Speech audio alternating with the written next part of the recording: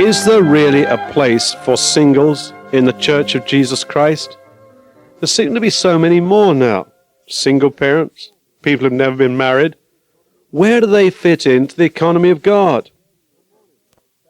Good morning. Thank you for joining me again today. At least I hope some of you are still out there. Maybe after yesterday there are not too many left. But that's all right. We take these risks when we broadcast. I want to go on with the subject a little differently from yesterday and consider why some people don't marry. Let's have a look. We find in Matthew 19 and verse 10 that the disciples said to him, "If this is the situation between a husband and wife, it's better not to marry." Jesus replied, "Not everyone can accept this teaching, but only those to whom it's been given. For some are eunuchs because they were born that way, others were made that way by men, and others have renounced marriage because of the kingdom of heaven. The one who can accept this should accept it." Now let's go back first of all to verse 10, the question from the disciples. If this is a situation between a husband and wife, it is better not to marry.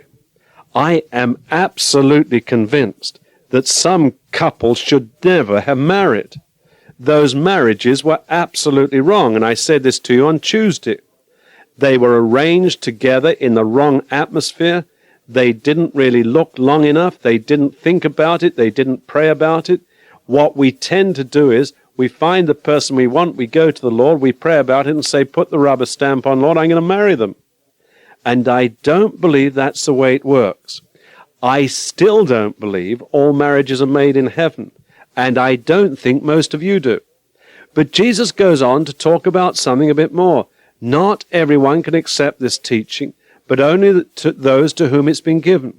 For some are eunuchs because they were born that way, others were made that way by men, and others have renounced marriage because of the kingdom of heaven.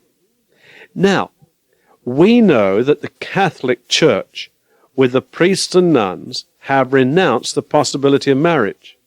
Most of you know, I'm sure, that because of this, many of those men and women have some very heavy struggles. Some of them manage absolutely wonderfully. Some of them need to be ministered to because they hurt. They really have a problem. Also, they have a problem in counseling. Now the counseling goes two ways. It's not easy for a priest, generally speaking, or a nun, generally speaking, to really help in a marriage situation. They haven't been there. On the other hand, it's not so easy for me to help a single person because I'm not sitting where they're sitting. And I'm not seeing all the problems they see. And I'm not experiencing everything they're experiencing. You see, life is different for all of us. And Jesus is saying that. And he says some people have actually given up marriage simply for the sake of the kingdom. He also says some were born not to marry. And he gives a specific reason. And you see, what I think we do, we look at someone who's single in a marriage age and say, what's wrong with them? Well, why can't we say, what's right with them? I find when I see so many problems in so many marriages, even within the kingdom, I'm not sure that I don't think some of these singles are doing much better. Now, I know they have their own particular problems, and I know there is a social pressure on many of them. And the weird thing is, it's often married people who start pressuring them.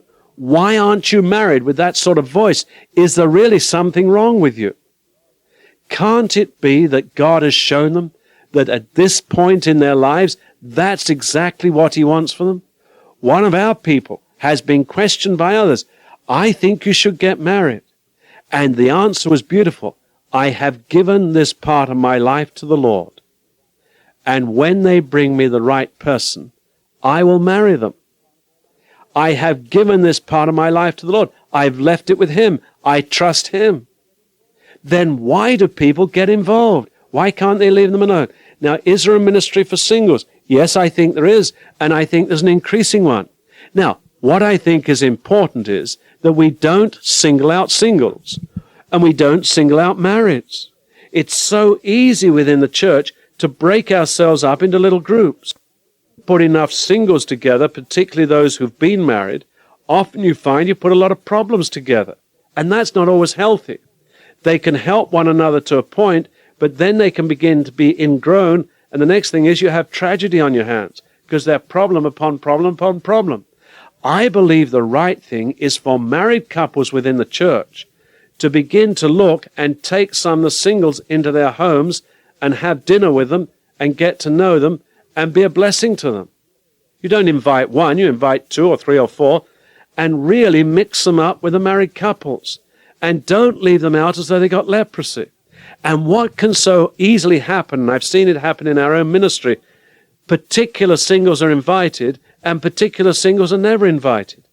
Oh, how I long for the couple who'll invite those who are never invited. Well, Richard, they may not be so easy to get on with. Precisely. Where is our Christian ethic? Where is our Christian faith? Aren't those the people who need the Lord? Aren't those the people who need the love? Well, they are difficult. Didn't Jesus deal with difficult people? Isn't that really what the kingdom's all about? You know, we're strange, aren't we?